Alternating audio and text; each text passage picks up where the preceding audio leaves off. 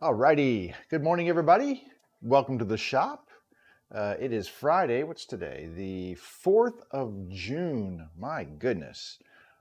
Give me a second here, make sure I've got audio. Alrighty. And I do, so there we go. Slide this over. All right, everything looks good. I'm actually kind of in a prepared state this morning. It's kind of weird. I'm not usually like that. I'm usually like something's usually lagging behind. I have the right title on my things and crazy days, crazy times that we live in. So how's everybody doing today? I am actually doing well this morning, kind of on the ball. Weird, but true. Was pretty busy yesterday. So Wednesday, after I finished the live stream, and then I had some lunch and was doing some stuff, and it got hotter than sin out here in my garage. I just, I got to a point where I was like, you know what? It's not happening. So I kind of blew off and I had things to do. So I kind of blew off the rest of the shop day on Wednesday. Yesterday, I did not get really a lot of shop time. Hot again, but I had some stuff to do. And I glued up some more bases, but I still have like 4 more that are fresh in glue. I actually put them in this morning, so we'll get to those. So I did not get as far as I wanted to, but I'm still at a point where we can move forward with the ones that I have, and you can see what I'm going to do next. So I had a bit of a calamity yesterday in the shop because the universe decided my life wasn't complicated enough. So you may have seen, and if you watch my stream at any point in time, sometimes with the camera angles, you may have seen my mountain bike over on the side. And from time to time, I have upgraded from time to time. I've been upgrading it and updating it and changing components and kind of making it more to the spec that I want. So that's a little side project of mine that I've been working on. And one of the things that I did was I got new wheels and tires because I wanted to, instead of an inner tube, I wanted to go tubeless, which means there's no inner tube. It's just like your car tires. But to do that, it requires special rims. You have to have the right rims for it, and you have to have the right tires for it and such. So I got all those things, and I was very excited about it. And I got the tires all put in the rims and went to go pump them up. So when I was doing that, I actually rested it against my my table saw. I had it over here, and I just rested it against the table saw, and then I started pumping. I hooked the pump up to it and started pumping it up, because you kind of have to be aggressive with the pumping when you're doing tubeless to get that seal to kind of catch, and then it'll inflate the tire. Well, what I didn't realize was the tire was underneath a portion of the table saw, where as the tire was underneath it, it was fine when it was flat. But as I was inflating this thing up to get it to its full potential, I didn't notice that it was actually tipping my table forward to the point where, so it was kind of a compound of errors. I had that going on, so that was lifting the table where I didn't really notice it because I was vigorously using the hand pump. On this end of the table, where I actually have my my router table with a very large router mounted underneath, and I had all of the bases. There was 8 bases stacked over on this side, or maybe 7 of them. But anyway, 7 bases stacked on the side over here on the very edge. And the thing about this end of the table is there's no table leg over here, right? This is all supported with the weight over the middle of the table saw, or basically this whole side over here with the saw and the cast iron table. But over on this end, there's nothing supporting that end of the table except these metal brackets that extend the length of the table. So when all of that extra weight on there, it was already probably at the tipping point and I didn't realize it. And then that last little push from the tire, and my entire table saw crashed over. It just flipped over. All of my bases went crashing to the ground. all of the stuff that I had sitting on the table saw went crashing to the ground. It was, all I could do was just look at it and go, really? So then I had to go to the process of like, okay, moving all of the stuff, my T-square from the table saw, it flew off. I mean, it was crazy. So I had to go and move all of the debris away from the saw. Then I had to tip the saw back up and I readjusted the feet on there to make sure it was as stable as possible. Then I had to go pick up all the stuff and find little pieces, and it was crazy. So that being said, that kind of took it out, and it was hot, and I was just sweating by the time I got all that done. Yeah, it was crazy. And then I had to go to the store to get new replacement eyeglasses because I had recently, I think after, was it Wednesday? One of those days, I had an eye doctor appointment and had to get my eyes checked and then get a new prescription because these glasses are wonky and not doing well. So I had to go and get an eyeglass prescription and some other stuff. And so it just turned out to be a very non-productive shop day yesterday. I wanted to get all the bases glued up. It did not happen. But I have half of them done.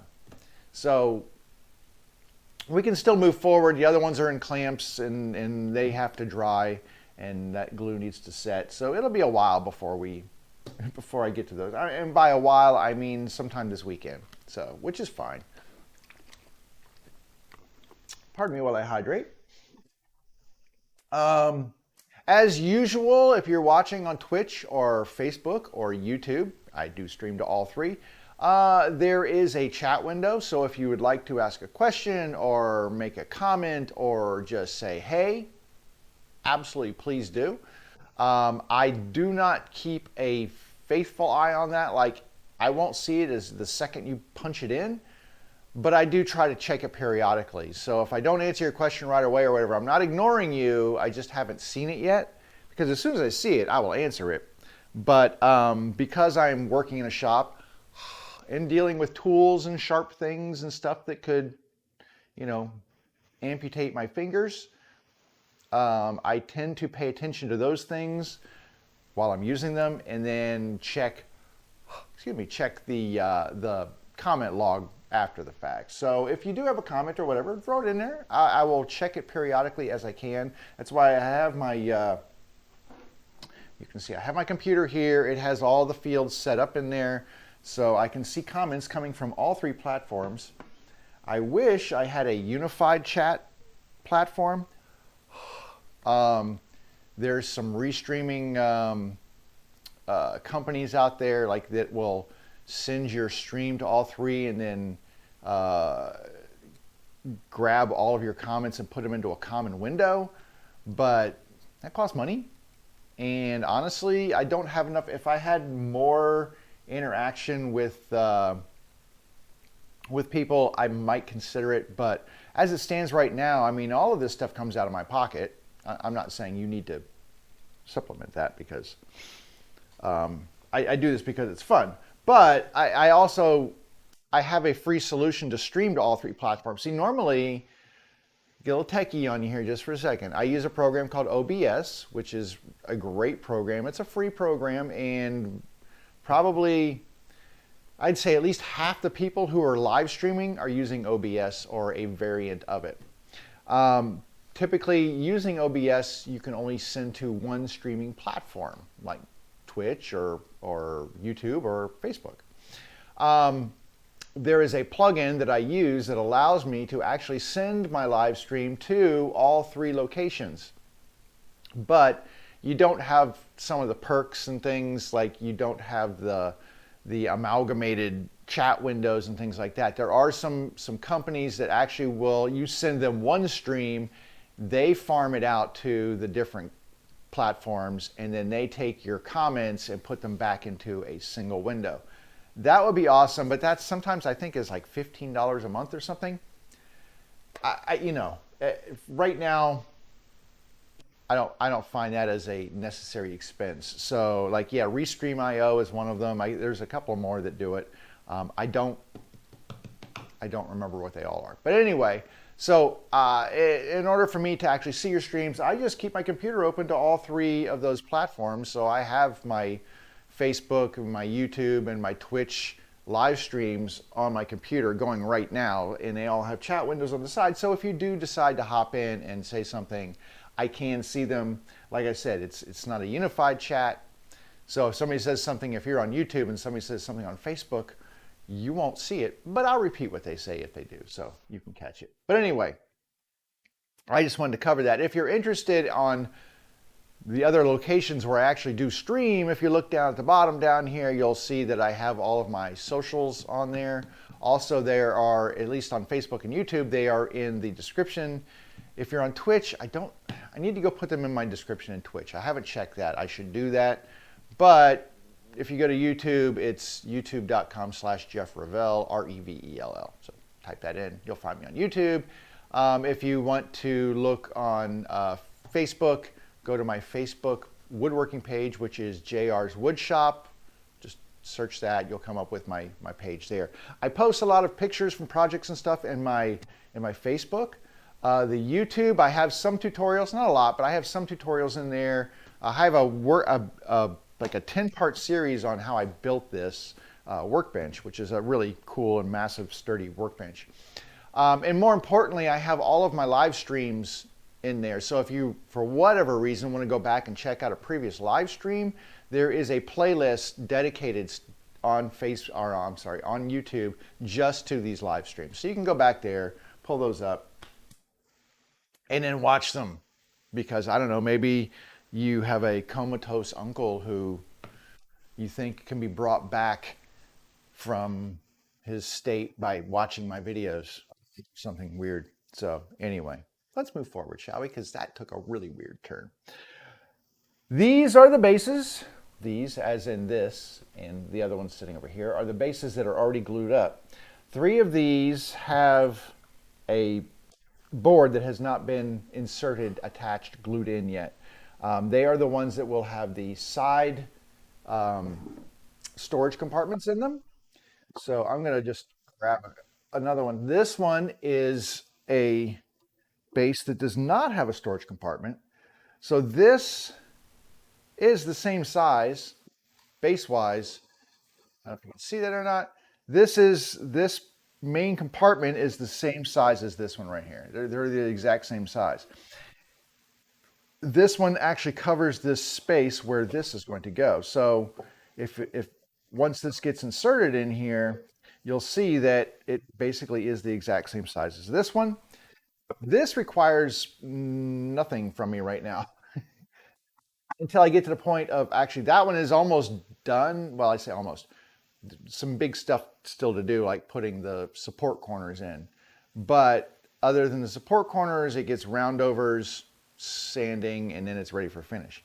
These, on the other hand, have a bit more work to do on them. And I have 7 of these. So there's a lot to be done here. The thing with these is they've got a center piece of wood, and all of these have, a block of wood that matches their species. So that's cherry. This one's a maple right here. So you can see that each of them has that, we'll call it a divider. It's not really a center divider because it's not in the center, but it is a divider. And that divider creates the space between what will be the sewing machine area and a storage compartment for whatever purpose you need to store stuff or keep stuff or whatever, hide your family treasures in there, whatever. So what I need to do is get this inserted in there. I glue it in. The glue part's not really super, there's not like a lot of special things that need to be done to glue it. All I have to do is basically glue the sides and slide it in. I put a clamp on there just to kind of hold the sides in, but not a lot to be done with that. Now, what I do need to do is get this sized so that it fits inside of here, okay? And you can see, hopefully you can see, maybe go to this camera. You can see that as I just rest this on the floor, on the bottom that was glued in, you can see that it's, at least 1/4 of an inch higher than the rest of the sidewall here. And that's because this was cut to be the same dimension as this board, but you'll remember that we cut a rabbit groove in the bottom of this and then put this basically 1/4-inch ply in there. I do that before I insert this so that this will come down inside here and then rest on this floor right here. If I didn't do that, what I'd have to do is make a small bottom for this side and another bottom for this side. I couldn't do this in one large piece. So in order to just make this one large piece, I wait until the bottom is glued in, and then I go and do this piece right here and insert that. Now what I need to do is a couple of things. First of all, hang on a second, I have to grab a chisel here because I have a little bit of glue squeeze out on the inside here of the base, and I like to kind of just get this stuff out here, especially the stuff that's going to be close to any walls. So you can see I can just put this chisel in here and just kind of do this. It's not much, there's just a tiny bit in there, but getting it out now makes it a little easier for me down than having to put this piece in and then having it in a tight corner. So I'm just kind of clearing out anything over here that might be in the way. And what we need to do is mark this to the height. I actually don't want it the exact height of this wall. I want it to be a little higher, and I will take it to its final dimension with a hand plane. So I'm just getting it close. Now, one way I could do that is just slide it all the way in, and I could slide this all the way in, measure it, and then get it out. Problem is, once I get this all the way into that slot, that dado slot right there, it can be a little bit of a chore to get out, especially if it's a tight fit, which I try to make these as, not super tight, but pretty good fit. So you can see it goes in, but if I go much further, I may not be able to get this back out. So I'm gonna not slide it all the way in, but what I am gonna do is I'm gonna put it over here, and I'm gonna measure the side here. By measure, I'm just gonna draw a line. Let me find a pencil. Right here, I'm just drawing a line so I can see where this meets. I just want to make sure that line's the same here. I just want to see where that meets that wall there. And the same thing over here. I want to see where this meets this wall over here. And it will hopefully be the same height. Now, I'm not going to cut to that line. I'm going to cut a little above that, like I just said, and then use a hand plane to take it down. And what I need another tool here. I need my, I know, I'm just bending right into the camera view, but that's where my little drawer is there. So I need this tool right here, which is a saddle, basically. It's a right angle saddle, so I can put it on here. I can put this to my line right here. And now I can take this line and take it all the way around the corner there and know that it lines up exactly with the mark I made. So there's that one. And I'm going to do the same thing on this end. And one of these marks is, if they're not exactly even, it's okay. Because like I said, I'm not going to cut to the mark. I'm going to cut short of that mark. I just want to see how long this is. If I measure it, just want to see how long this is here. So this one, let me go from the one, is just like a 32nd over a quarter. This one, yeah, about the same. So pretty even across there. What I will do is put this on the table saw and cut that little edge off, and then I will stick it in here and glue it up. So this one's marked. I'm going to mark these up first and get all the cuts marked so that we can go over to the table saw here. So let me move this over here. And actually this one right here, we don't need to make any cuts for this one. So we're going to put this one back here for the time being. Just going to have it hang out over here on the CNC machine because it doubles as a flat platform for me to store stuff in. Um, Let me get a couple of little glue squeeze outs here. These glue squeeze outs, I mean, they're kind of hard to get when it happens. They're easier to see once the glue dries because, you know, it's a yellow glue, so they do tend to show up a little bit more. I do try to clean them out if they're, especially big globs. I mean, if they're really small, I don't worry about it too much. But if they're large globs, I try to clean them out because, for one thing, finish does not stick to glue.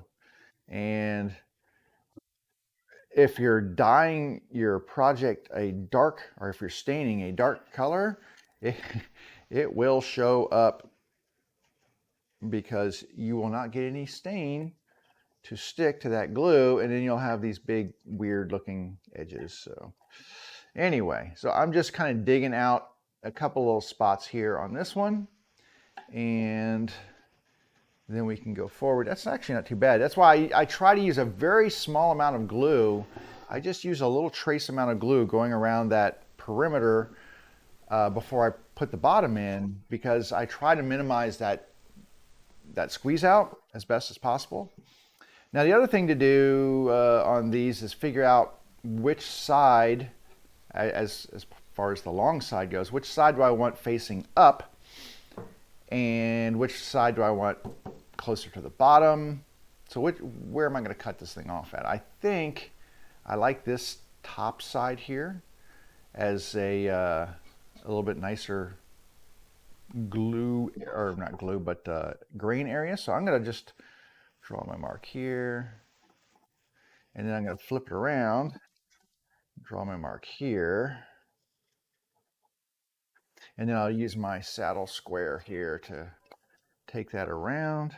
You know, this one was a little closer. This one was not, does not stick up. You can see this one does not stick up nearly as tall as the other one did. So, not sure why that is, but that's okay. Because this may have been a piece of leftover board that was not quite the width of the other ones. Like, it wasn't quite the width of these. And I was okay with that because I knew I was going to cut it down. I mean, I'm looking at it, and yeah, it's shorter than this board is anyway. So I knew I was going to cut this down so it wasn't really an issue. So I can use a slightly less wide board if I have a middle storage compartment because I know it's getting cut down. Now here on this maple one, there's actually a lot of squeeze out on this thing. It's kind of driving me crazy here. You have to be careful on the maple because even though maple's a hard wood, it does tend to like flake up and off sometimes. I'm gonna have to clean these tops off, but there's just a big old wad of glue up here that's driving me crazy, and I'm gonna get rid of it because I just have to. Anyway, this is, I don't know if you can see these in here. I'm gonna switch over and let you look inside. So I don't know if you can see them or not, but there's a bit of glue squeeze out in here, and it's just, like I said, sometimes it's just the color of the wood makes it show up more, and sometimes it's just because I just missed. I didn't miss, but I put in a little too much glue, and sometimes it takes gluing a couple of bases to really get the feel for how much glue I want to put in there. But all I'm doing is taking this chisel, I'm using the beveled edge and running that along the bottom, and then kind of just kind of getting underneath that glue and just giving it a little wiggle in there to get it separated from the bottom of the base. And then I'll come in from the top, and hopefully that'll just cut it all off. But yeah, there's a lot of glue squeeze out on here. So this one, I'm just going to try to get the stuff that's going to be inside of the compartment, because that is the hardest place to get to. Once you've got this stuff cut down, it's really hard to get a knife in here and do what you want to do to get this stuff cleared out. So it's better that I do this now. Like I said, I normally do a better job, but you know, it is what it is. All right, let's see if I can get most of this stuff cleared out of the edge here. So now I should be able to go back with that beveled edge and just I just put it in, get underneath, and then lift it, and it usually lifts that little piece of glue. which this one spans the entire length of the end here, but usually I get that to lift out. So let's see here. Not too bad.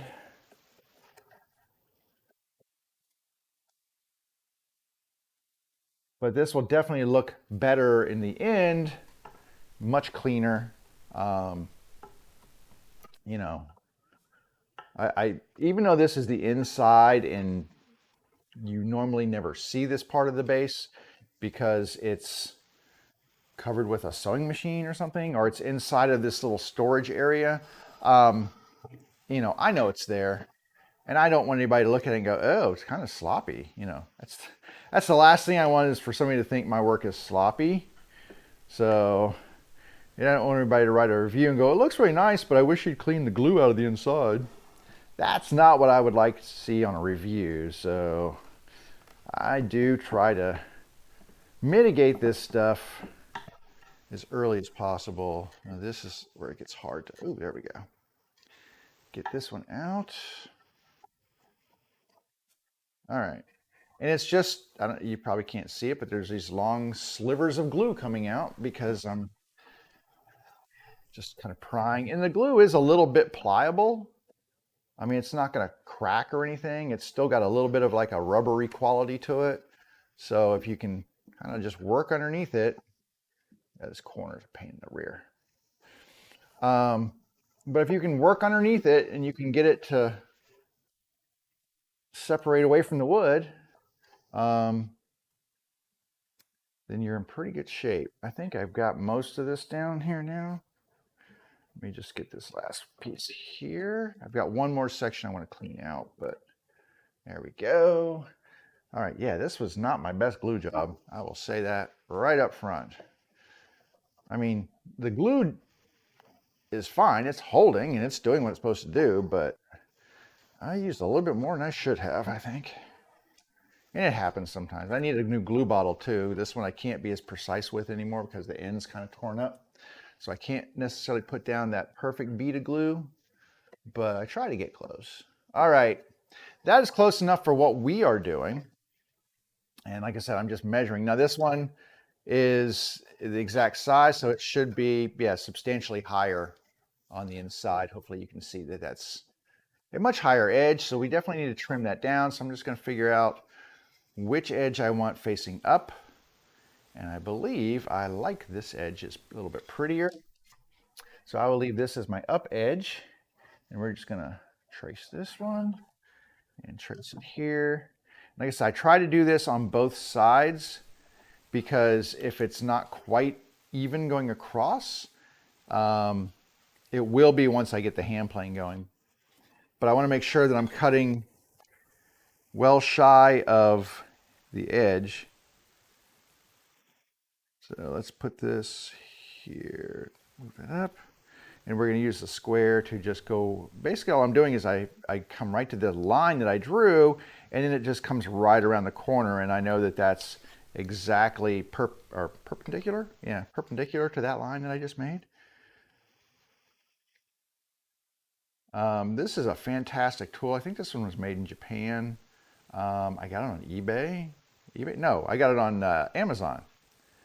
I would tell you what the name is, but I don't read Japanese. I think it's Japanese. Looks Japanese. Who does? It's in centimeters and millimeters. So it does have some scales on there. It has a 45 on there, which is kind of nice. So if you needed to do a 45-degree angle on here or something and carry that from a straight line around to a 45, really handy for that. But I do use it for, like I said, I use it as a saddle square, basically to come the line and take that over the edge so that when I'm lining things up on my table saw, I get a much more accurate cut. All right, now what we're going to do is we're going to head over to the table saw. My freshly resurrected from its side. Actually, I need to move it back just a hair. So I'm gonna, there we go. It got shifted a little bit, and I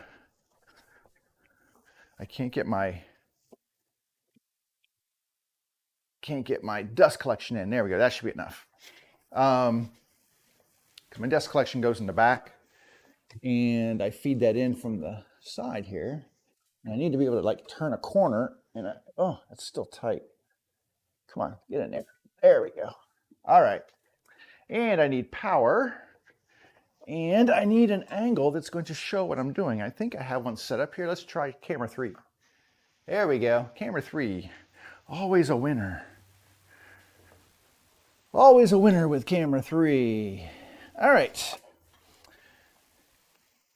Now what I'm looking at here is this line that I've drawn right here.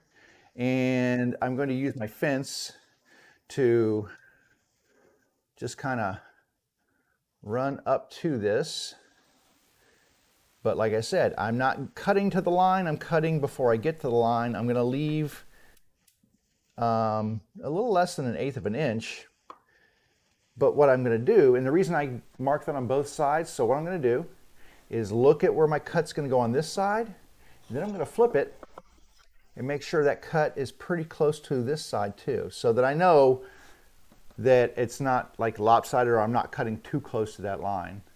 And I think I'm in a good spot there, so that's good. The other thing I'm going to do is set my, excuse me, my gripper up. Luckily, it misses the blade here, so, oh, speaking of blades, I do need to go all the way through the wood, so raising it up, probably a good thing. And what I will do is set up this part of the gripper right here, this little extended piece. And what that does is it keeps this gripper from tipping over. Like I cannot physically push this over now. If this was up, like it was before, like if this is up and I'm pushing through here, I could tip it. So we want to make sure we're not tipping this thing. We want this to be a stable platform as we push through. So all I do is I put the wood here against the fence. I slide this over so that this edge is making contact with the fence. Then I make sure this is dropped all the way down to the table. I lock in these things right here, and now it's super stable. So as I'm pushing this through, there's no chance of tipping. And that's why this is so much better than just like using a push stick or something. Push sticks have their place, but when I'm cutting flat boards like this, yeah, it's a gripper. It just gets used. Alrighty, let's see. Power's connected. The vacuum is connected. I've got my ears on. Let's cut this thing.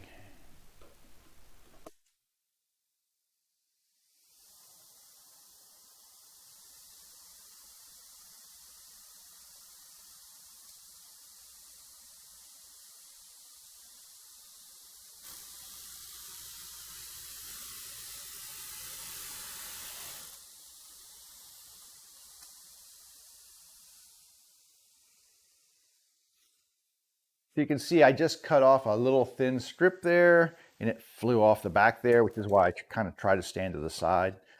It's not going to like poke a hole in me or anything, but you know, it's always good not to get hit by debris. And now my edge, if I bring this over to show you, this edge is just a little higher than the rest of it. So when I glue this in, I will apply glue all to the insides of this, and then this gets tapped all the way down. And then I'll have just a little bit left that has to be flattened. And it has to be flattened to here because we're going to make another rabbit cut to make a lid. And that lid will eat part of this away. So this needs to be flush with the rest of this. But moving on, let me just, so I don't get confused here. Okay, get this cherry one here. Now this one's a different area, so I need to make sure. So I'm going to take this one out just a hair more. There we go. Okay, this one's in good shape. Put my gripper on there and keep going.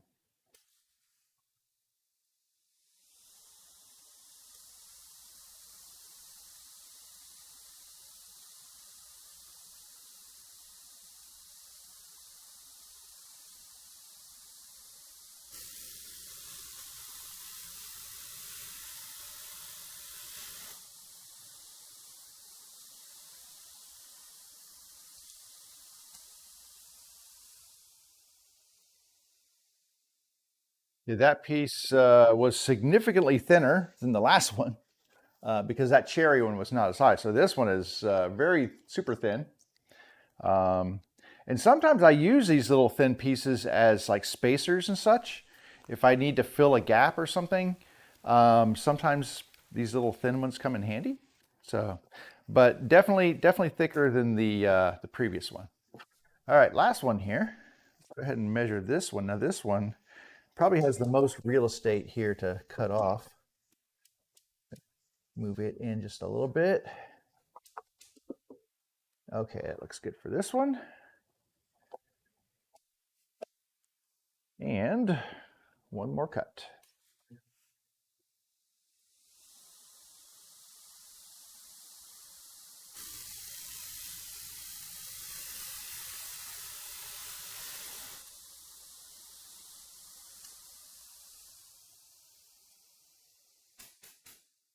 Yeah, and this one's about as thick as that first one I did with the maple. So these two are about the same thickness. So you can see not a lot of bending going on here.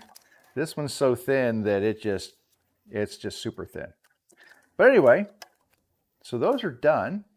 This is now in its correct spot. And we can actually get on to the next step, which is to glue these in. So let's go back over here and look at what we've got. I do have a little squeeze out in this one. I did not get to that. It's in the end.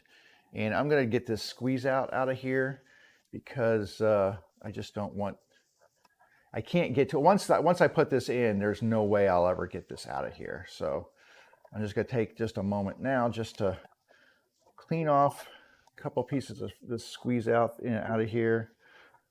Like I said, just to kind of make it as clean as possible. And you know, people put their pride and joys on these things, on these bases. This is where they put their babies, and I want to make sure it's a nice home for their baby. So just get that out of there. See if there's anything else in here I need to dig out. Looks pretty good. One little bit right over here.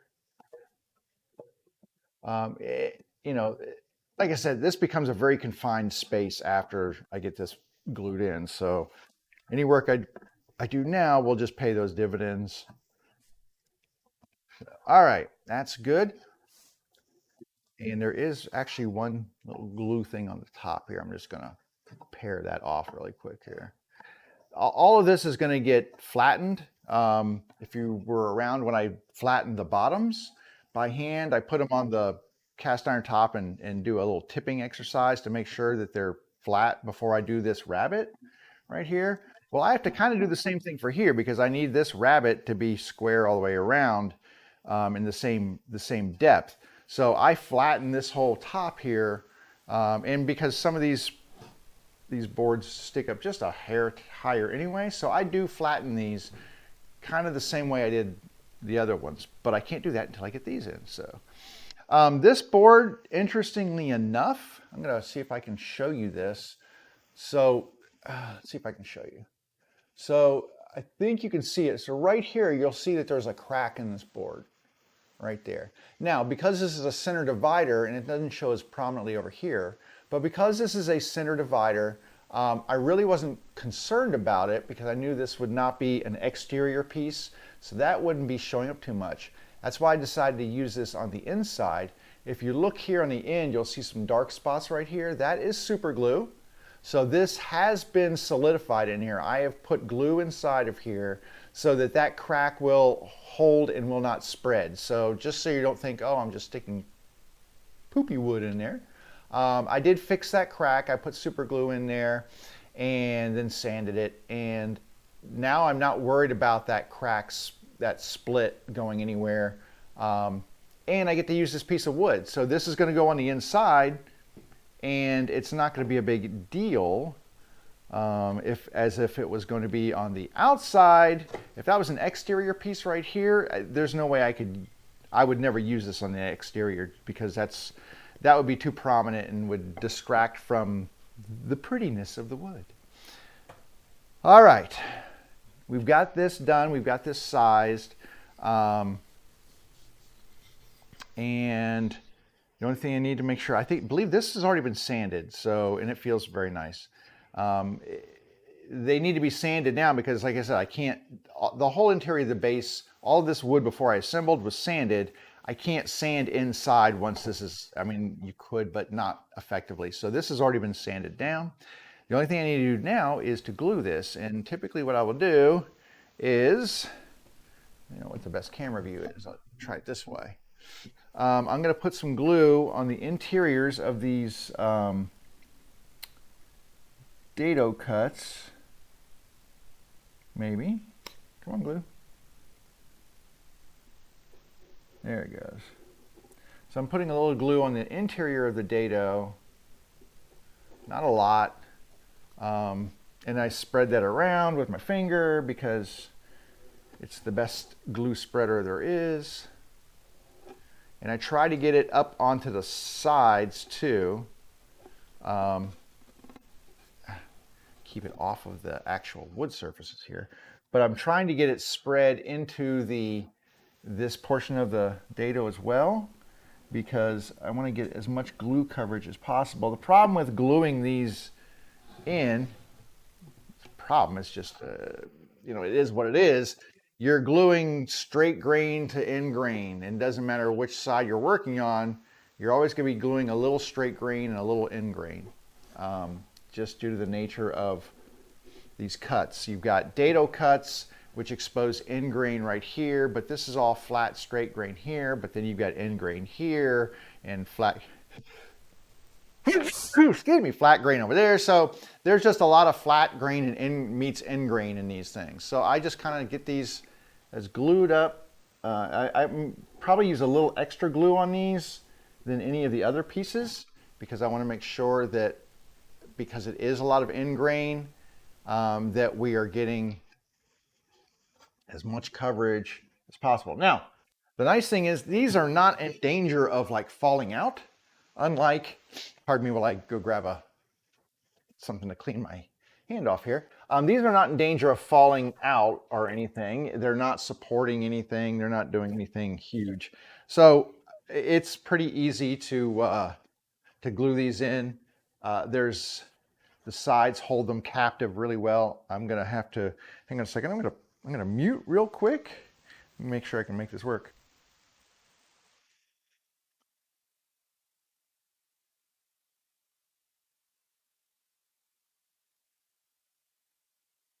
Okay, I didn't want to blow my nose in your ear because that's rude. But anyway, so they're pretty stable inside here, and that's the way we like it. But I do like to get a lot of glue in there so that we can do our best to really make these things stay. They're pretty tight, so generally what I will end up doing, now the glue makes it slide just a little easier, but I will give some taps.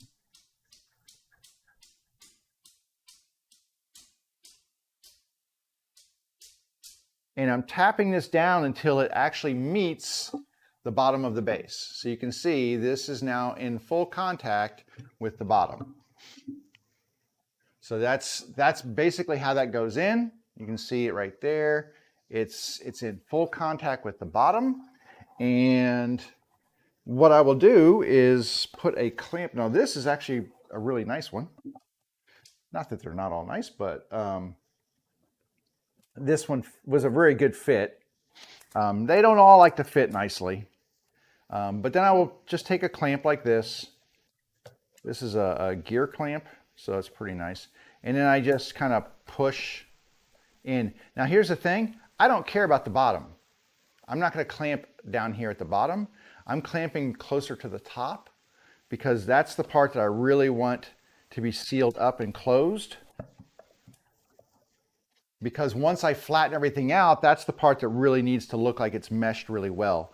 Down below, I don't care. I mean, I do. It's going to be close, but I need this top part to be the closest part. So let's go ahead and grab this one, and we will do the same thing here. So we need to, here, 11:45. We're doing good. Man, we're making progress today. Now, on this one, I have the letter M and the letter M. I can't really stick them in there with the letter M on them, right? Because that would not be good. Size fit wise, it's a little tight. So it could stand to have just a little bit of sanding anyway. And that's what I'm going to go ahead and do is sand these because I need to get the letter M off of there, first of all. And I need to check my phone to make sure nothing crazy going on here. Nothing crazy, I don't think. What's going on here? What's going on? I just need to check mark a couple of things here. Okay. And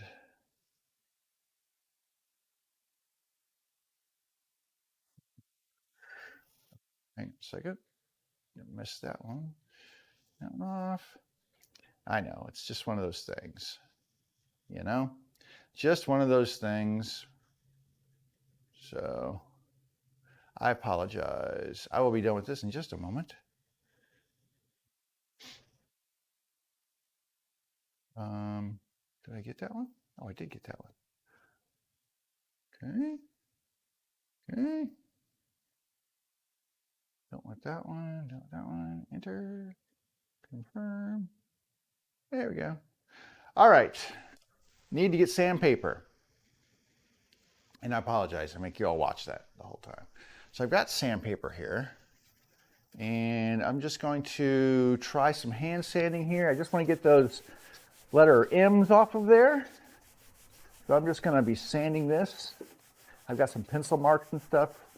I probably have like 150 grit on here, which is just fine. And there's the letter M is gone.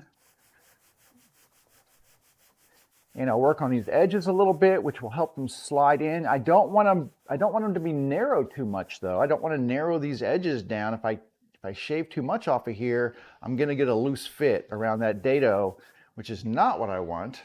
I do not want a loose fit around the dado. That looks good on this side. So I need to be careful that I'm not taking too much off of those edges. I want them to fit and they need to slide in, but I don't want them to be floppy. I want it to be as nice a fit as I can get out of that. That looks good. Like I said, these are interior pieces, so you know they don't have to be as pristine and lovely as the exterior pieces. So I'm just getting some marks off of here. And I believe that looks pretty good. I'm just tap some of that off of there. Here we go. Just gonna wipe these down and look, and that looks pretty nice. So let me check, and my fit hopefully will be just a little smoother.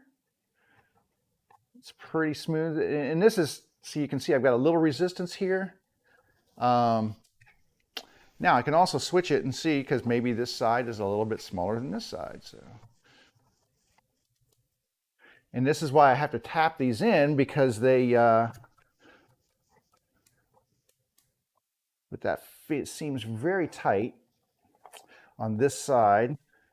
So this is where I kind of have to finesse it. Now, I'm going to work on this edge right here just a little bit. Now, I'm not going to do it all the way across. Okay, I'm going to try to leave the top up here as basically untouched with sanding now, and just kind of try to get it a little bit more of a wedge shape down here, because that allows it to go in without sacrificing the tight fit at the top. And that tight fit at the top is kind of, like I said, I kind of need that. So I'm going to take it over here and do this. And we'll see about just getting this narrowed down just a little bit so that it fits in here a little bit better.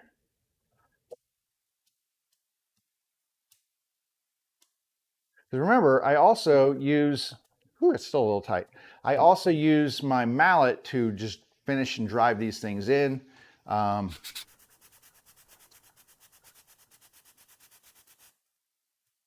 Just smoothing up this edge. I'll do the same over here just to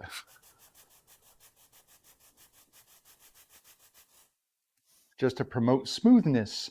But yeah, I want to make sure that this is a nice fit. I'm going to use the mallet to drive it home, but I don't want to split the wood either. You know, if it's just too tight, you run the risk of splitting your wood, and then you cry because you spent all that time making it to this point and then screwed it up.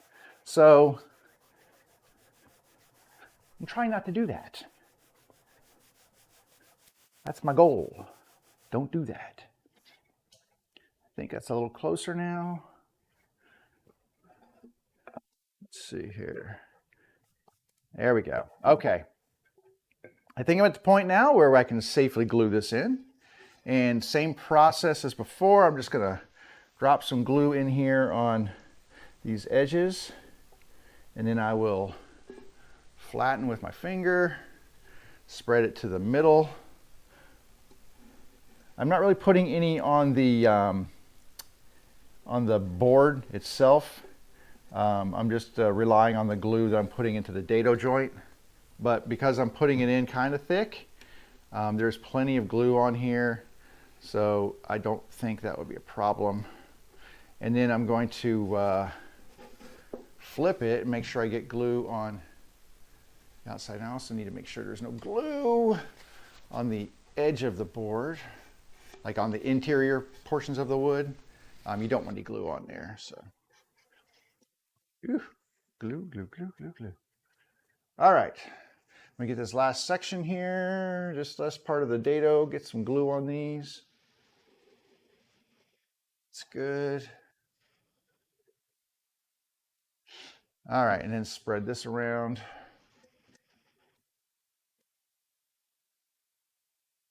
Any extra, I just kind of, like I said, I put it to the inside of this, the flat part right here. I try to push it, glue up on there, because that's going to be in contact with end grain as well. So any extra glue is okay. Get that off of the side. Wipe this off.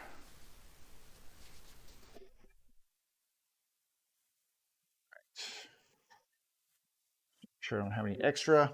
All right, let's see if we can get this thing in there, and we will drive this one home.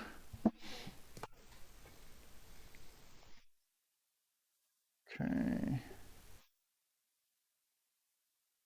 You can see it slides a little easier with that glue on there, but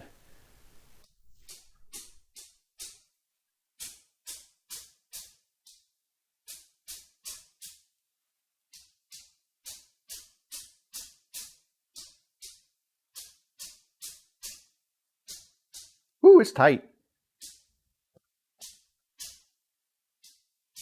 That is tight.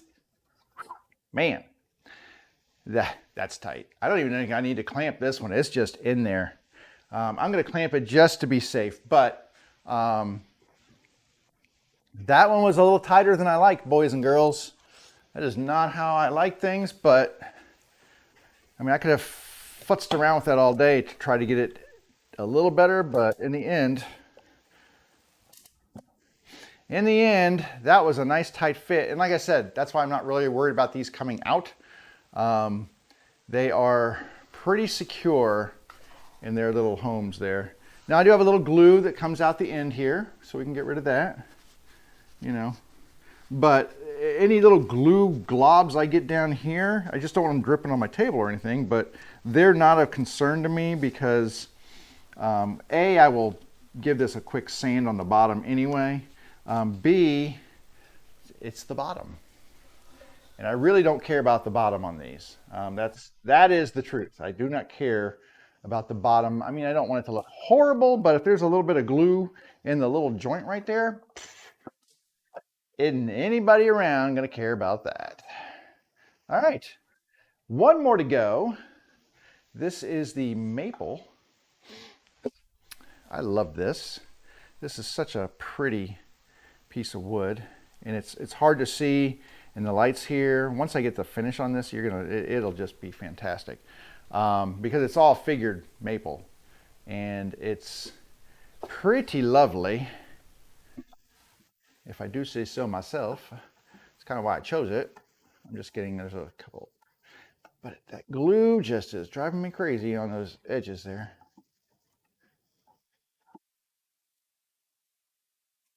And I have to be careful I don't cut this with my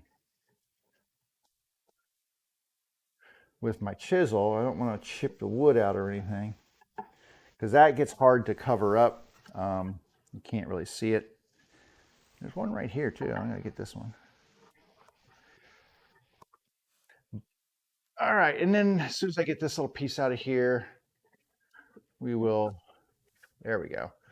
We can get around to putting this in. Now I need to check to see if this is how tight this one is.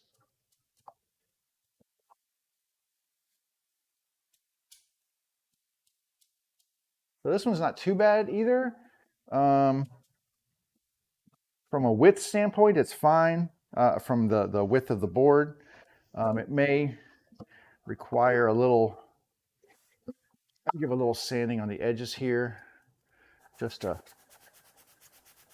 smooth those end grains down a little bit.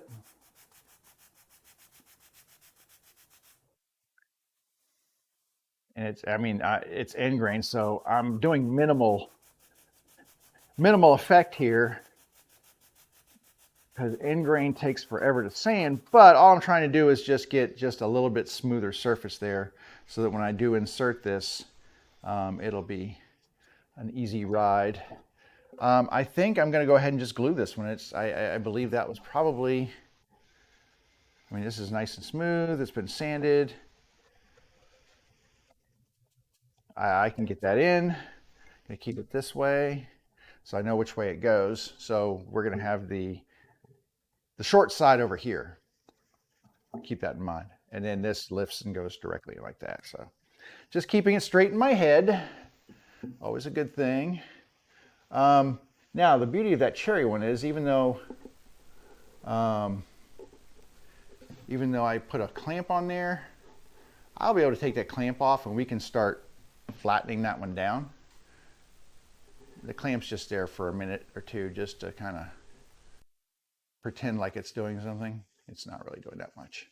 That piece was really super tight going in there. Really tight going in there. But we'll just pretend like that clamp's doing something. Actually, all that clamp is doing is it's applying a little bit of pressure to this side to push it in, just to make sure that that glue sets up and has a nice seal against the other piece, to really make it look like a very well-engineered piece of wood. Is what it is. All right, I'm going to flip this over and put a little on the other side of the dado, because like I said, with these cuts, I just don't really worry about having too much glue. This isn't like gluing in the bottoms. Because I do have, and a lot of that end grain soaks that glue up too. So you're not having to worry too much, because there's a lot of end grain here, and that end grain does soak up glue. Just is what it is. All right, let me get this last little side here. Kind of spread that around, spread some more on the inside, and clean off any on the edges. I think we are good to go. As soon as I clean my fingers off here, because I don't want to get glue all over that board. That would not be good. All right, now we can insert this one. Same process. We're going to put this in here, and we're just going to drive it home with my mallet. But I can slide this actually in pretty well. Oh, yeah, there it goes. So if you get it straight, actually I didn't need the mallet. That went in nice and smooth without the mallet. So, yeah. I'm going to remove this off of here. I do not need that clamp on there. I do need that clamp here. There's a little bit of spacing right on the edge here and here where these pieces meet the dado, and I just want those pushed in so that it'll be as tight a joint as possible up there. You're never going to get it perfect. Well, I won't say never. I'm never going to get it perfect. I try to get close, but I don't get it perfect. So, am I talking to myself?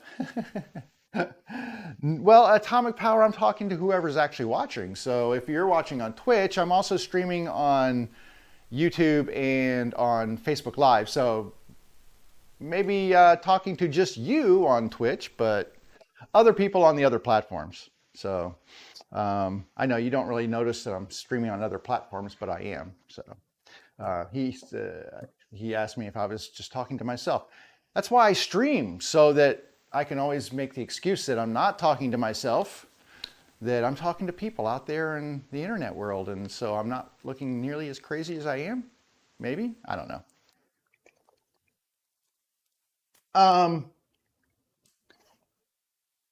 No, and I'm actually just walking through what I'm doing here. So anybody who's following along or doing this kind of stuff has a general clue. So yeah, if you're just jumping in and you're like, who's this guy talking to? There's no one in the chat. Well, that's who. I've got 3 streams and I record these and save them on YouTube so that people can go back and watch them. So I do try to narrate what it is that I'm doing. Now we're moving on to another step, which is going to be flattening this, because we need this to be the same height as this piece right here and this piece right here. So we're going to get the hand plane out. And I'm just looking at the wood grain direction to see what would be the best direction. So on this particular board, the grain is actually going up this way. Okay, it's actually got a tilt, an angle to it, so you can look at the grain direction and it's actually flowing up. So I don't want to cut into that because that'll tear the wood. So I want to cut across that, so I want to come this way, so I'm just shaving the top. So I need to position this so that it's cutting this direction. And I also need to put up a stop so that this will, I can put pressure against it while I'm pushing. So that's kind of one of the reasons I made my table the way I did, is I can actually take my table and just lift this middle section and slide over a little bit, and it creates a bench stop. I don't know if you can see that. Let's go to here. So as you can see now, this center section is now raised up and it creates a stop. So I can actually take this and put it right against that and use it as a planing stop. So as I push the plane across, it supports the wood and keeps me from flipping this thing over. And then I will come over here and grab my number 62. This is the the Wood River number 62 bevel up jack plane. And I just sharpened this the other day, so it is still pretty sharp. I'm just going to start taking little shavings off of here. And these are really thin. I mean, I'm just really thin shavings off of here. So I'm not trying to level this thing out in one pass. I'd rather do it slowly and keep some control on it.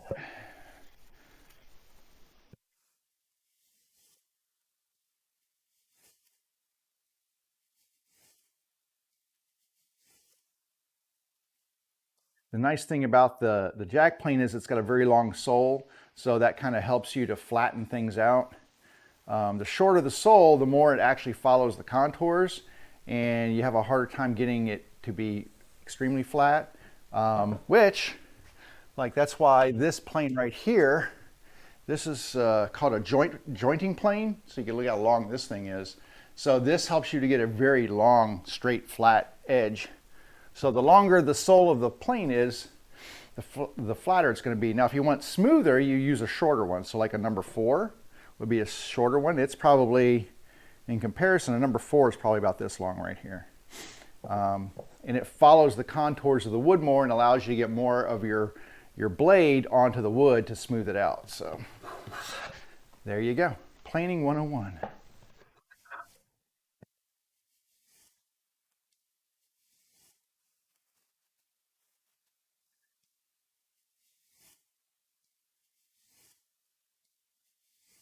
So I will just keep pulling this across, getting this down. Now this edge right here is a little, I mean, I'm just using my fingers to feel it, a little higher than this edge. So I'm gonna start kind of pulling off when I get to this back part and have more pressure on here.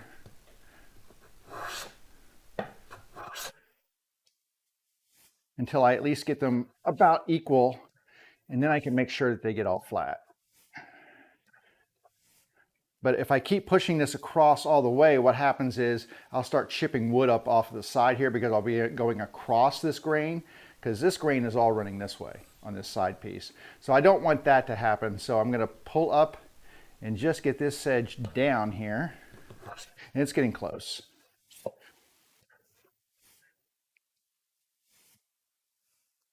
Getting close. Yeah, see now I've got little fuzzes come up here, which lets me know that this piece is now flush with this piece right here. This one is almost there. I think we're actually there now. There we go. So we are now flush and flat. So this piece right here, let me show you really close. There you go. So you can see this is now flush with this piece right here, and the same on this edge over here. You can see where I kind of went across this piece, and I've got some fuzz right here. That's where the plane actually started hitting this side piece. So got to be careful with that. That's why I kind of pull up on it a little bit. Make sure I don't do that. But this is glassy smooth right here, which is really nice. Now the other thing I need to do is get this whole thing flattened out, because I got this down to this side here, but I've got a variance in wood here. So if you can see that right there. So this edge is a little taller than this edge. So all this stuff needs to be flattened, because I'm gonna come around here with a rabbet bit and make a ledge for a lid. So this all needs to be, because otherwise the bearing will fall off of one side and it just won't look good. So we need all that to be flat. Alrighty, let's do this. Let me look at this piece on the edge. Which way is that grain falling? Because this one, I'm just looking, it's higher than this piece. So I think the grain is actually running this way. So that actually would work out, I think. Cherry can sometimes be a little tricky. It looks like one thing and does another, but I think this might work. Let's see. Yeah, see, that's actually not giving me a smooth cut there, even though you think it would. So let's flip it around the other direction. That's why sometimes the grain direction is tricky on this, because if it's kind of like a flat look to it. Yeah, see, this is cutting smoother this way. Now the other thing is I'm putting the sole against this piece to use it as a guide, so that I'm not just teetering all over the place. And so as this gets lower down and closer to this edge, it'll use this as kind of like a guide to keep it flat and square.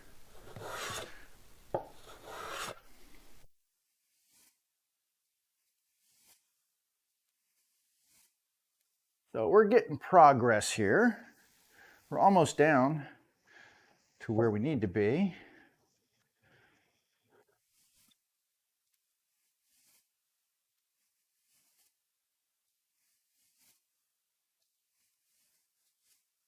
Okay, that's flat now.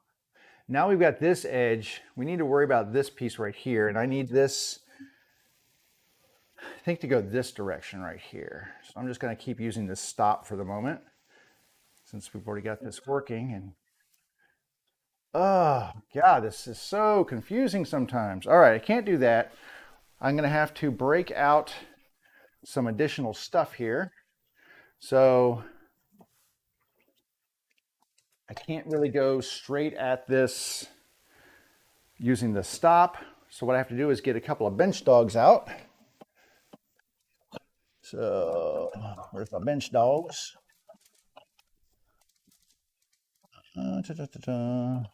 Or I could just use my one long bench dog here. And then I need my, there we go. I need my little, they're kind of like vices. They're just things to go in there. So this goes on here, fits into both of them. This just stops that way, right? And then this, now which way do I have to go? I have to actually go this way because I tried going that way. So this fits against that. And then these fit into the bench dog holes and tighten down. These are made by Craig, and they're really handy for this kind of stuff. They just kind of secure things and hold them tight. And I'm going to run this plane this direction and see if we can't get that smoothed out a little bit. That's better. And then come all the way down to this one just to get a nice long smooth run here. This is a little low in the middle, but that looks pretty good. That's smooth all the way across. This one's good. Right here is high, so I need to figure out which way that's going. Well, it's one way to find out. Let's loosen this and just put it against the stop and see if it wants to be smooth this direction. And it does. So that works out. So I'm just taking this down to equal the height on this end. And that is pretty good right there. A little flakiness right there. I don't like that. So I think we're good. Let me look at the side over here. Let's see. I think we're okay here. So this grain kind of rolls this way. So what works in one direction at this end of the board, not necessarily going to work for planing on this end of the board, just because it, like I said, it has a tendency to roll from side to side. I'm going to hit this one time over here. Why is it doing this? Oh, let me move this over a little bit. There we go. I'm going to move the whole thing over. That's better. I need to smooth out just a little bit of area right here. That looks good. Okay. All this is going to get smoothed, sanded, rolled edges. I mean, not rolled. The edges are going to get a round over on them. This whole corner is going to disappear because it's going to get a 1-inch radius on here. So, yeah. This is just make it pretty. The other thing is, like I said, I need this flat because I'm going to run that rabbit bit on the inside of this, and I want this to be as flat a surface as possible so that when this is setting down on the table and I'm running that around, I'm getting consistent depth all through there, and that's the big reason for that. We could probably attack this one right now. So let's look and see what we're getting here. I've got a little bit of a high spot on this edge. This one's pretty close, just a touch up. Okay, this piece right here appears to be running this way. So we'll try that on the stop here and see if we can get this to flatten down. Let me pull these up. And let's see if this wants to be the direction. Sapele is notorious for chipping out and doing ugly things. So you have to be really careful with sapele. It's a beautiful wood, but it can chip out on you and leave some ugly, ugly stuff. Now it looks pretty good.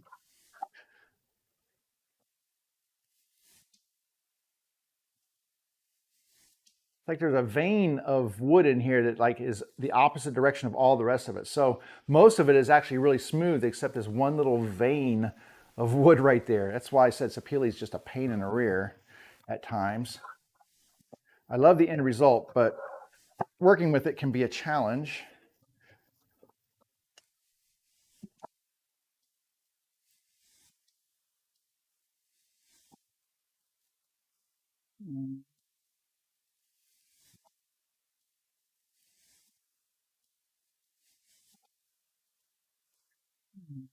Yeah, it's so weird. I mean, there's just this one little vein of wood in there that's kind of rough, and the rest, like I'm going against the grain, the rest of it is all super smooth.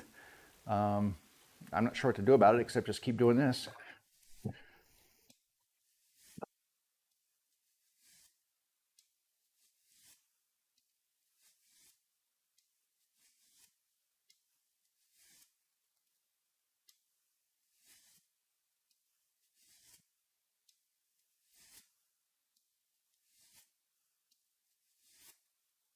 Now I'm getting close to this edge right here, so I'm kind of peeling off and trying not to take the blade all the way through until it impacts this side piece.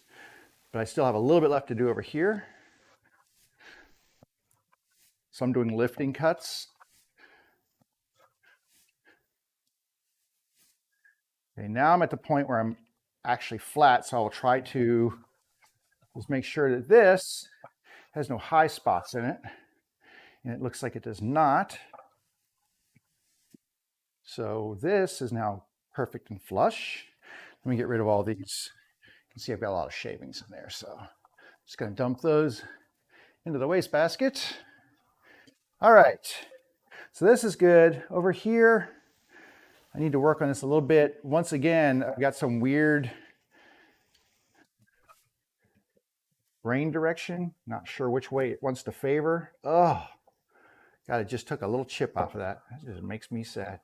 I'm not sure what to do with it. What the hell is going on here? Oh, there's a big chunk. Okay, that makes sense.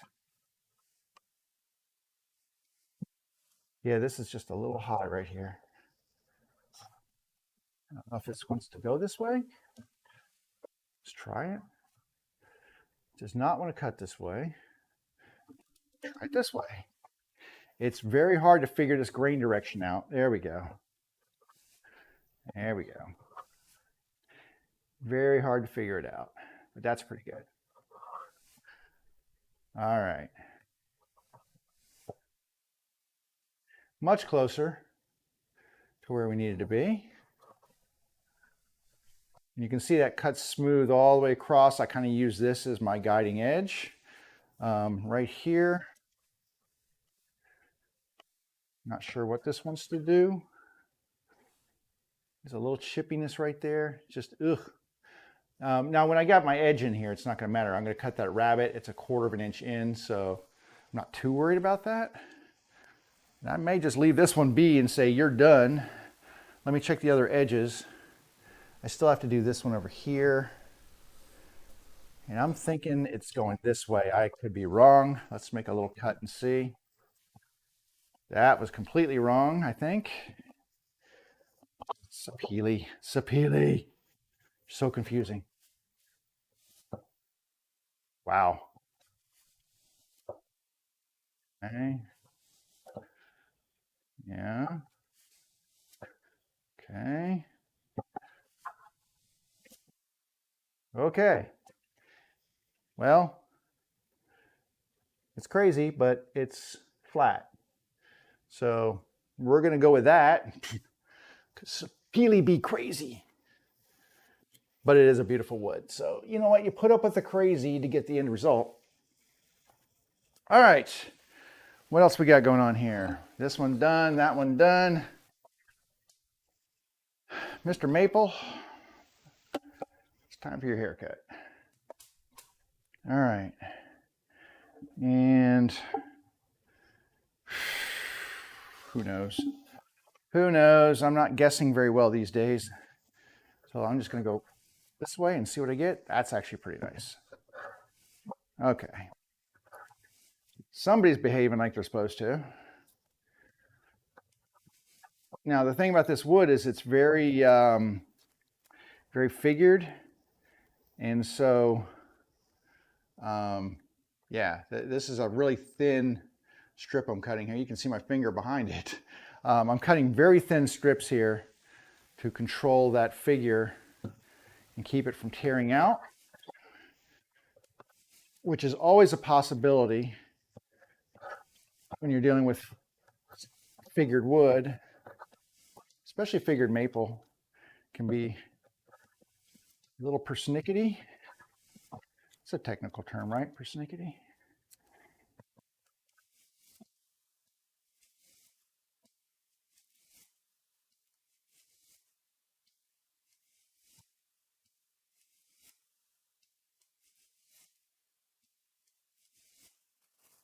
Lots and lots of shavings.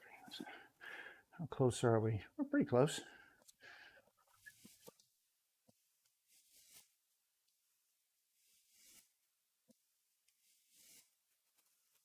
Getting warm in the shop today. Must be heating up outside. I have no AC in here, so it just is what it is. I usually have a temperature. Oh, here it is. So yeah, it's about 76 in here, so it's getting a little warm. A little warmer than I like it, but there we go. Just maybe one more pass. Yep. And that is super smooth and really nicely across. Let's see if I can show you in here. See if that figure will show up on here. There you go. You can kind of see that figure. It looks like little stripes across here, but that's the figure going across that wood. And that's why you have to be really careful with this stuff, because it will have a tendency to chip out. Now this edge right here is a little high. So I'm gonna, same thing over here. This is actually about perfect. So I'm just gonna flatten out this side. Okay.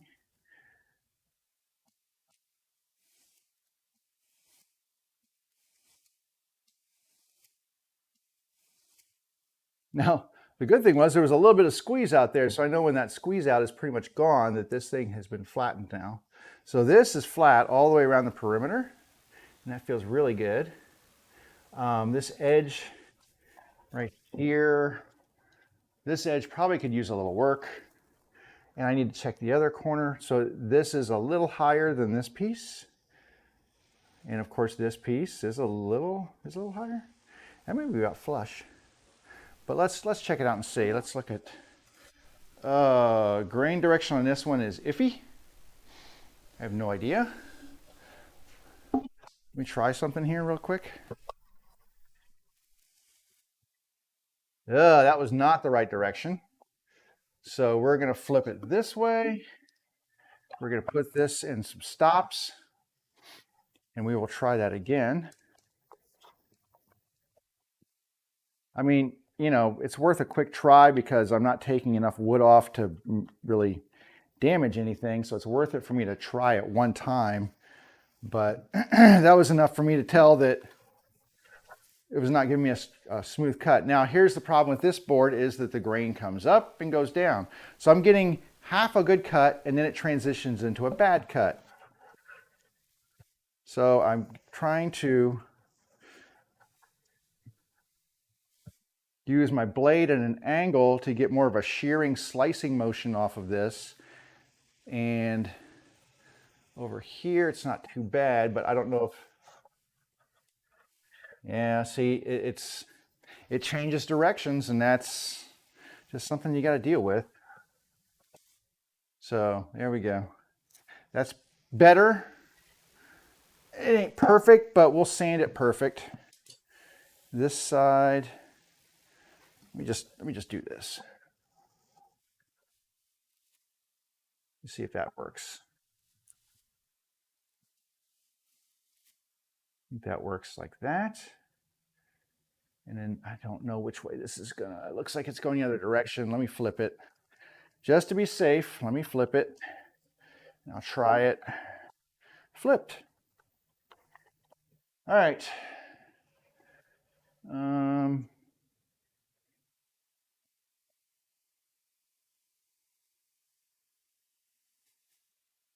Too bad.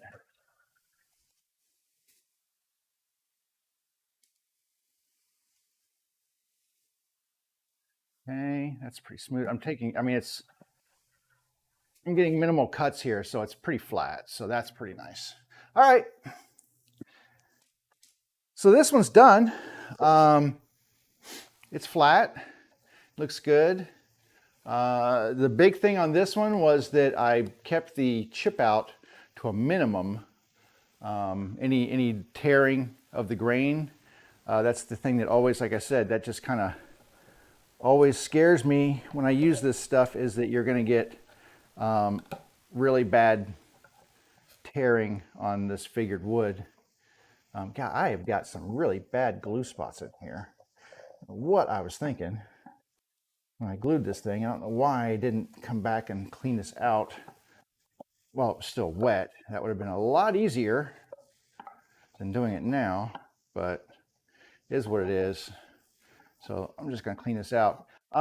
We could actually go ahead and, how much time do you have here? What time is it? It's 12:30. So yeah, I'll tell you what, since we've got these done, we can set up the thing. Let's see if I got that one. Yeah, we can set this up and do the rabbit cuts for the lids for these.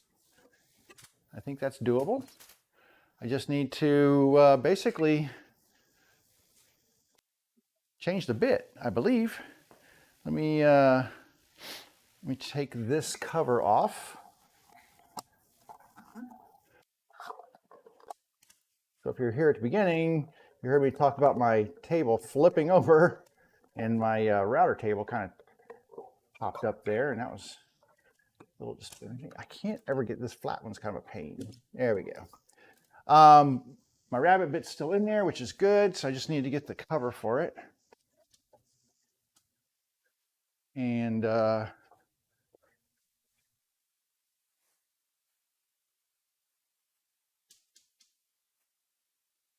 see ya. My son going to work.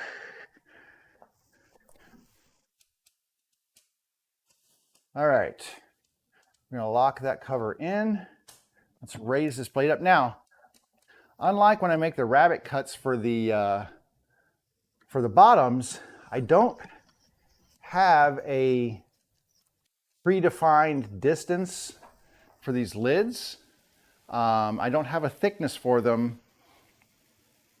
Like the bottoms are made out of 1/4-inch ply, and so that pretty much dictates how thick the bottoms are going to be. The lids I do not, but I usually make them about the same. So I'm going to just use this piece of plywood, get a piece of plywood right here. I'm going to use that as kind of a thickness thing. Let me go over here and adjust my camera just a little bit for you all, so you get just a little bit better view of what I'm doing.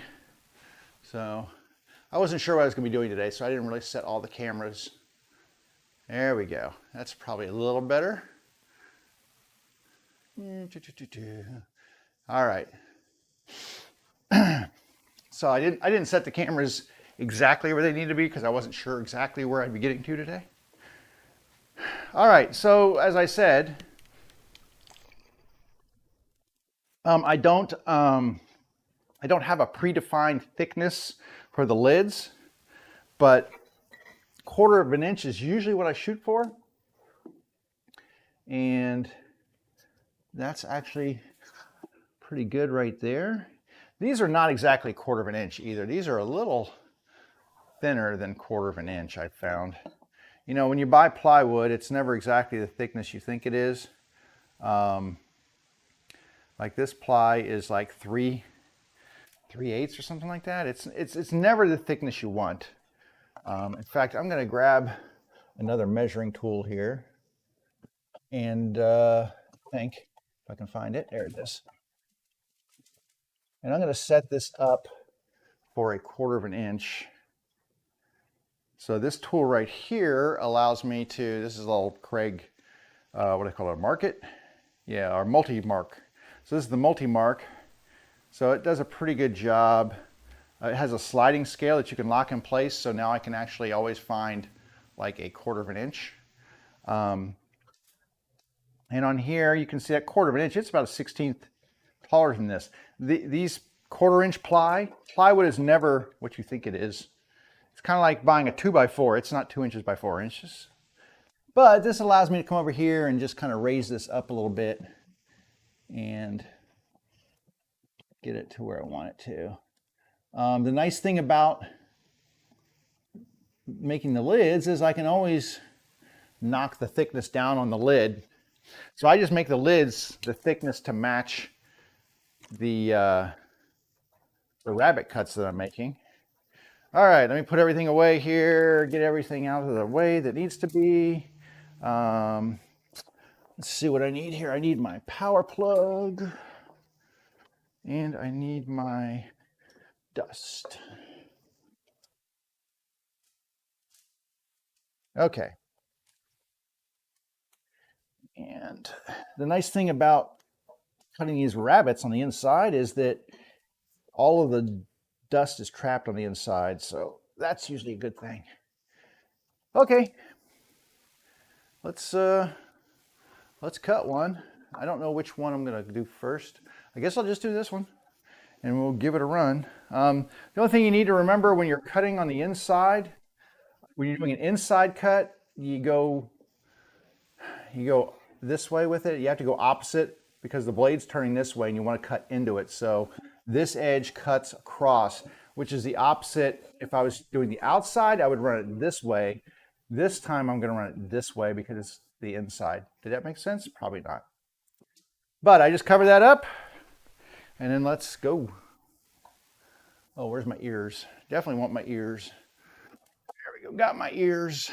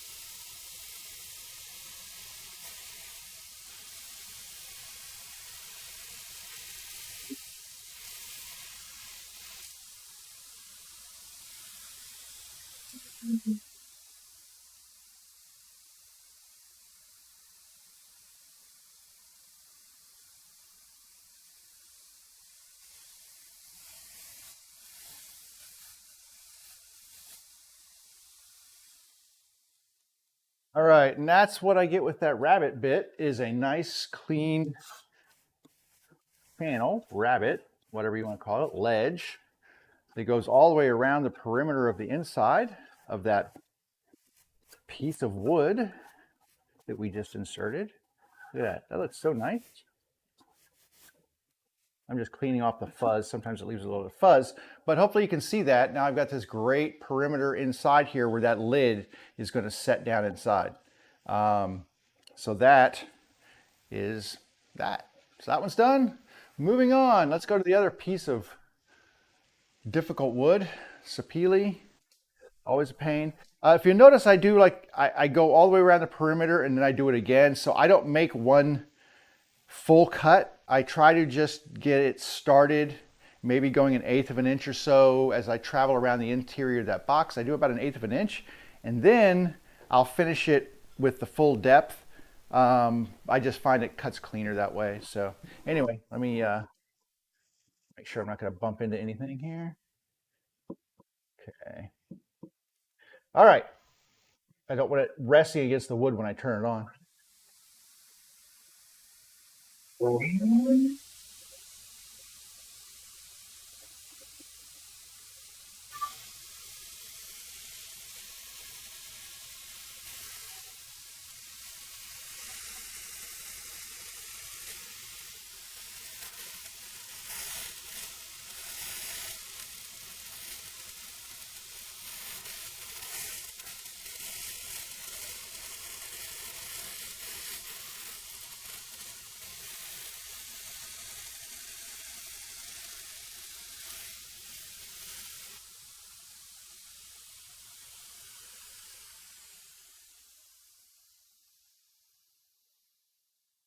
I live in fear of what just happened inside there.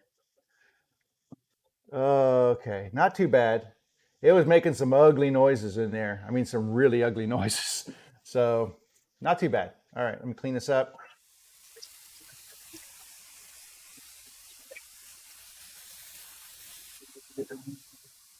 All right, I'm going to go ahead and do this again. We'll make the full cut. Hopefully it survives. Like I said, sapele, man, it's always a challenge.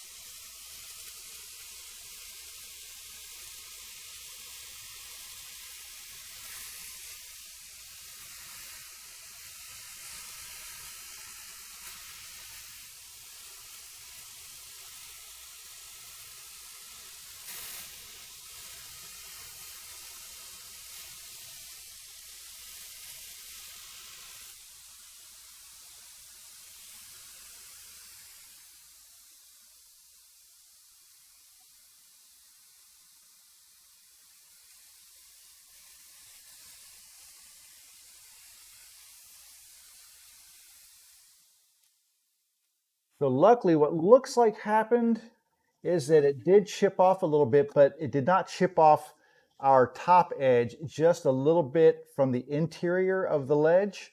And that's okay, because I can clean that up with some sandpaper and a little bit of maybe even super glue just to secure that. But we'll have a lid sitting on here, and it's not going to be really reflective of the exterior, which is going to look nice. It's just going to have a couple little interior flaws, but that's okay.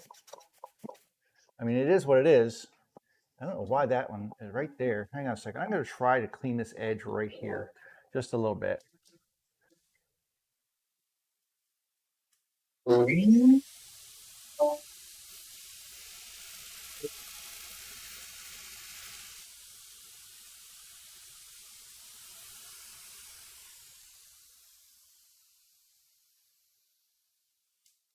Whatever reason, there was just a little bit of a lip, like the blade didn't quite catch all the way, so I just wanted to clean that up.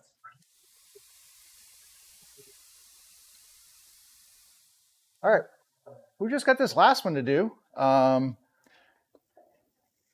of course, these were the two that were supposed to be my biggest troubles, and then it'll probably end up being this one that's the biggest pain in the ass. You know, it's the way that goes. But now the other thing I could do, which I didn't do this, but the other thing I could do is I could go in here just like I do on the bottoms and go in here with my marking gauge and set the depth of my marking gauge to our cutting depth. So I just loosen this and use this Craig jig to set that distance. This. Tighten this down. I could actually pre-mark the interior of these cuts to keep any chipping out. And sometimes cherry has a tendency to chip. And so I could just do this, and it scores that grain just enough to keep it from chipping out. So you can't see this part. I'm doing the same thing. I'm just doing this all the way around the perimeter. Oop, get over here. So I'm just using this marking gauge to score a line all the way around the perimeter of the board.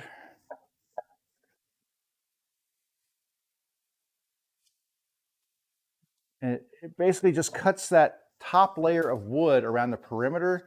You can't even see it really in here, but there's a little line that just scores that. That should be in line with the top of that blade, and that should keep us from getting any huge chip outs. So let's go ahead and get to this one. Okay.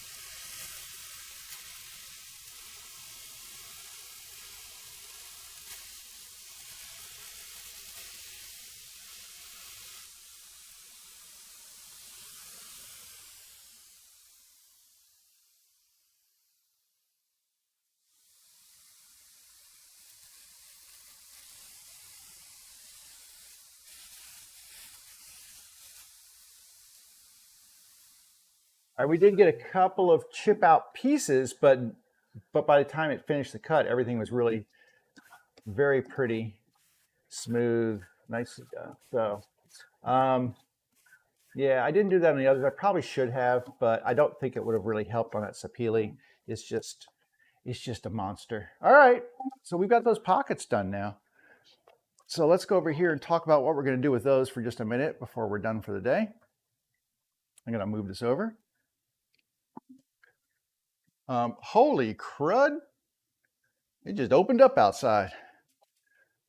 The heavens have opened and it is pouring out there. I didn't get a weather alert, which is really weird because usually, oh, there it is. Severe thunderstorm warning. Expires in 37 minutes. Well, isn't that nice? So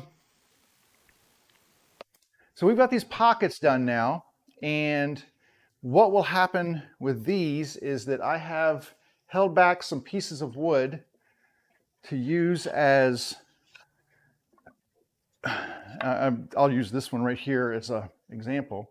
I've held back some pieces of wood to use for lids. Now this one is not thick enough, so probably not this one.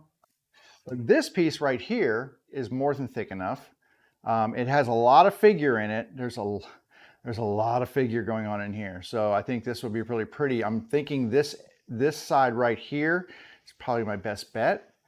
And that will, obviously you can see that more than covers that. Depending on the wood, sometimes I try to take a piece of wood and book match it, which is I split it down the middle, flip it open and glue it together. So you get kind of a cool matching grain patterns. And I run that middle of the book match down the center. So sometimes I will do that. It just depends on the board. This is not the maple board. This is the cherry box. So I guess if I'm going to talk about cherry, or maple, I should bring the maple over here. Anyway, you can see that this wood matches this wood so that when I go to put some finish on here, it'll be just fine. I might end up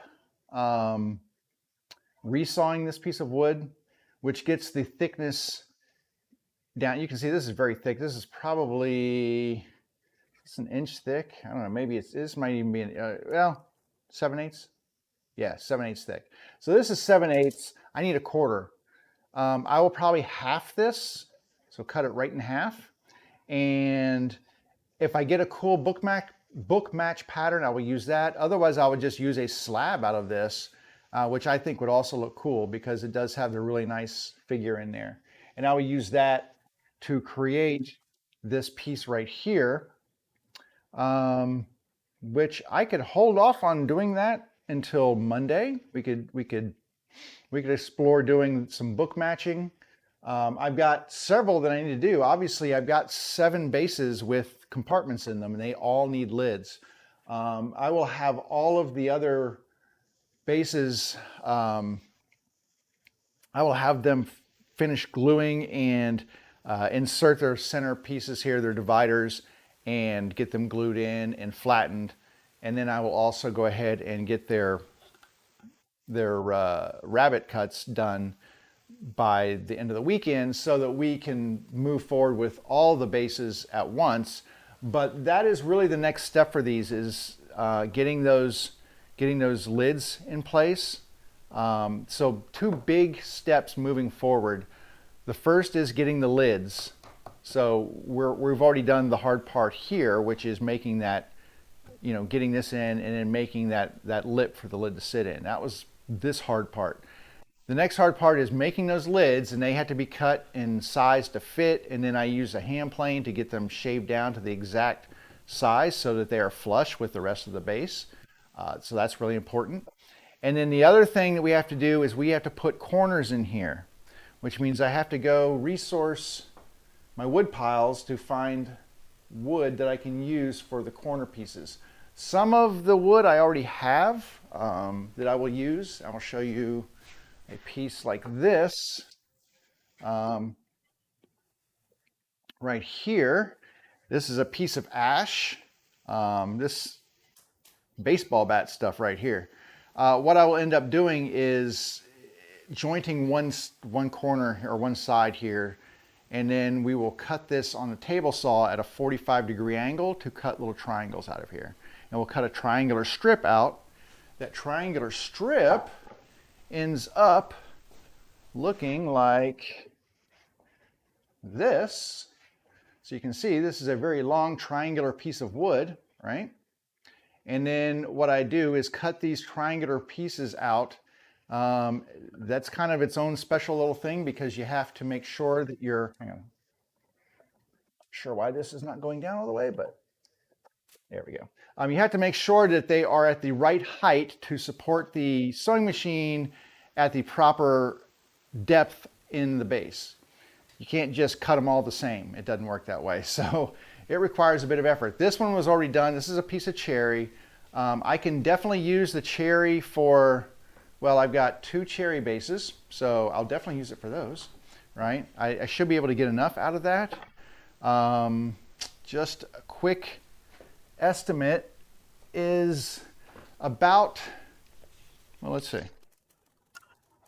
about 2, we'll call it 2 3/4 times 4, and then we'll call it, we're just going to call it 3 inches, okay? Because 3 inches, that allows for curves and everything else. So I need 12 inches per base. So there's 1, there's 2. So I can get 3 bases worth of corners out of this piece of wood right here. So that's pretty good because I don't mind mixing species of wood depending on what I'm doing. Like I wouldn't use ash with walnut. I mean, that would look too contrasty. But if I'm using the cherry corners in a sapele, I don't have a problem with that. I can use this ash in the maple. It looks fine. I mean, they're both very white, light colored woods. So that's not an issue. This one is, how long are you? 29 inches. So I can get at least 2 bases out of here. Depending on how I cut this, this is pretty thick. So I could probably get 2 triangular lengths of wood out of this, which would give me another 4 bases. And that would be pretty cool. I could use these on the oak bases.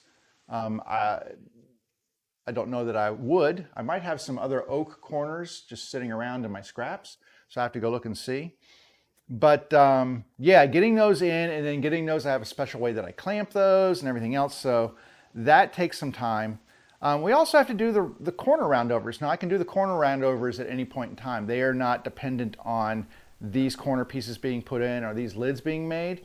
So the corner roundovers, I do, like I said, a 1-inch roundover on these corners. It just makes everything look better. That can be done at any point in time. So I guess that would be one of the large things to do. Corner roundovers, lids, and corners. So 3 big things left to get these things to the point where they can be finished. You know, finished as in putting finish on them. So there you go. That's where we stand right now. Lots to do. And I still have to list. I have those 301 bases I have not even taken pictures of and listed yet. So I need to do that as well. They're sitting there not being sold. And that's just sad for a few reasons. The biggest one being that I have no money in my pocket for that. So I might need some to pay for some of this stuff. So anyway, I'm going to cut it off here. What is it? 12:50. So we're going to cut it here for the weekend. A little shorter today than usual, but I'm kind of at a point now where there's really nowhere for me to move forward to. Everything else is a big, kind of a big step. So I don't want to move forward without taking you with me and being able to finish it. So let's call it a day and pick up on Monday and you'll see what progress. Like I said, hopefully all of them will be in this condition on Monday and we can just kind of push forward from there. As far as this little base goes, the only thing it needs is the roundover on the corner and the corner inserts. So that one only has 2 steps left before finishing, whereas these have 3 big steps to go. Okay, the rain is pouring. It's almost lunchtime. looks like a good place to stop. Everybody have a great weekend. Don't forget to, like, follow, subscribe, all that stuff, because if you want to know when I'm on, if you do that and hit notification things, it'll alert you the next time I go live. I do stream every Monday, Wednesday, and Friday on Twitch and Facebook and YouTube at 11 o'clock Eastern Time. So please come back and join me. I'd love to have you here in the shop with me. Otherwise, everybody have a great weekend, and I will see you on Monday. Take care of yourself. Get your shots. Wear your mask if you need to. Be safe. All right? Take care.